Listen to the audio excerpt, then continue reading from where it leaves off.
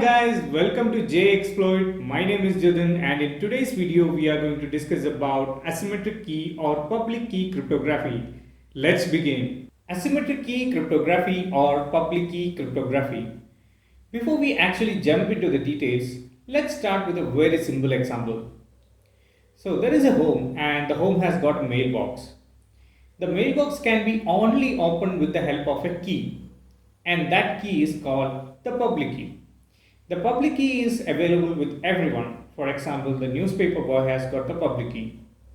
What every day morning he will do is he will open the mailbox with the public key and he will keep the newspaper inside the box and after that he will lock it. Now once the mailbox is locked, it cannot be opened with the same key. Now what can be done? It needs a separate key to open it and that key is called the private key. And the private key is only available with the homeowner. Now the owner opens the box with the private key, takes the newspaper and again he will lock the box. Now again the same process is repeated. The newspaper boy can open the box with the public key, keep his newspaper and the owner will open the box with the private key and takes the newspaper. Now the working pattern of asymmetric key cryptography or public key cryptography is pretty similar to this example. Now let's look into some of the important components of asymmetric key cryptography or public key cryptography. So there will be a sender and a receiver end, just like we discussed in the case of symmetric encryption.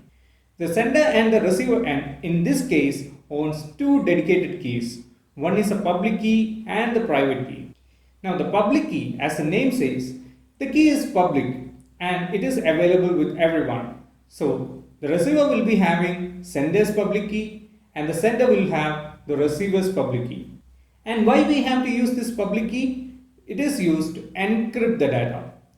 So whenever a sender is sending some sort of information to the receiver, it will encrypt it with the receiver's public key and vice versa. Now when the receiver receives some encrypted information from the sender, it uses its own private key to decrypt the data and vice versa.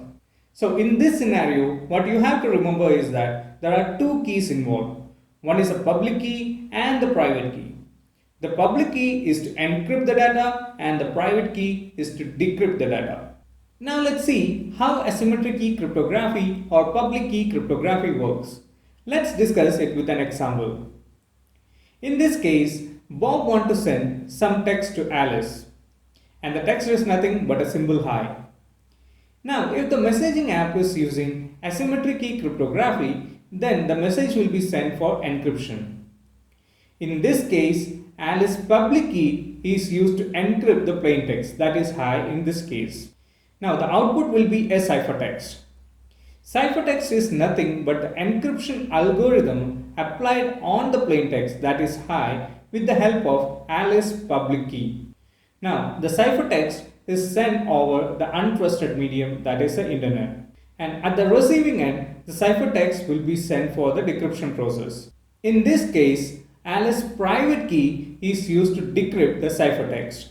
The output of decryption is the message or the plain text. The message is nothing but the decryption algorithm applied on the ciphertext with the help of private key. The output message, that is a hi, is then forwarded to Alice. So this is how the asymmetric key cryptography works.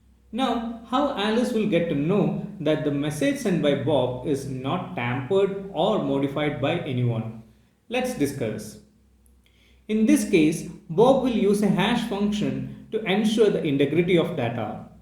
Bob will calculate the hash value of the send message. The hash value is a piece of code and is unique for each message sent by Bob.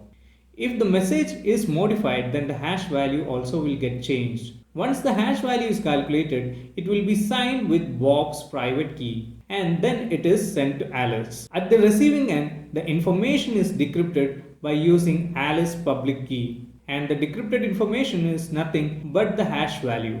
Now Alice will also calculate the hash value of the received message. Now, if the calculated hash value matches with the received one, then the message is not tampered. If it is not equal, then the message is corrupted or tampered. This is how integrity of data is checked in asymmetric key cryptography or public key cryptography. Now let's look into some of the advantages and disadvantages of using asymmetric key cryptography. We will start with the advantages first. The first one is that it doesn't require a secure channel to transmit the keys. Since there is no key sharing involved in asymmetric key cryptography, it doesn't require a secure channel to transmit the keys. The second one is a message authentication. The authentication of each message is ensured with the help of digital signature in asymmetric key cryptography. Third one is that it can dictate the data tampering. Asymmetric key cryptography dictates the tampering of data with the help of hash values. Now let's look into some of the disadvantages. The first one is that it is complex. Since there are two dedicated keys, that is the public key and the private key, involved in asymmetric key cryptography, the overall system is complex and difficult to implement. Because of the complexity involved in asymmetric key cryptography, the overall system process is slow. So these are some of the advantages and disadvantages of using asymmetric key cryptography. Okay guys, that's pretty much from this video. If you are new to this channel, please subscribe and click on the bell icon to get the latest video updates. Thank you so much for watching. Bye bye.